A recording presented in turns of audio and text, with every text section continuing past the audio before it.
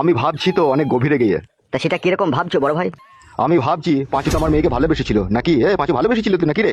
না না, আমি ভালোবাসিনি। এই গুদু মারানি ভাই, বুকা চোদা, সত্যি করে বল। হ্যাঁ হ্যাঁ, ভালোবেসেছিলাম। তাহলে শোন, ও যখন আমার মেয়েকে ভালোবেসেছিল সে ভালোবাসা তোকে দাম দিতে হবে নাকি? কি বে বাঞ্চুদা, দাম দিবি তো নাকি? কি দাম দেবো বলো? তুই শোন, আমার মেয়ে যতদিন না বিয়ে না হয় ততদিন গোডাউনে ভরা থাকবি, ঠিক আছে? আর যেই দিনকে বিয়ের দিনকে বরযাত্রী আসবে, বরযাত্রীর খাওয়া দাওয়ার পরে সমস্ত শাল পাতাকে ফেলে দিয়ে তবে তুই ছুটি। এইটাই হচ্ছে তুই শেষ ফয়সালা, ঠিক আছে?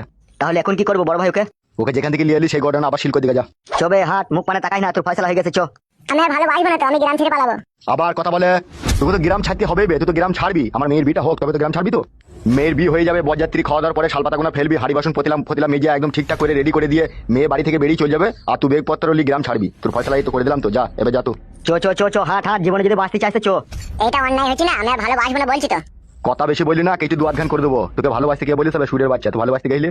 তোমার মেয়ে আগে আমাকে প্রপোজ করেছিল গোলাপ ফুল দিয়ে। গিলি নেবে বুকা চোদা, কথাটা এখান থেকে দিয়ে যাবে।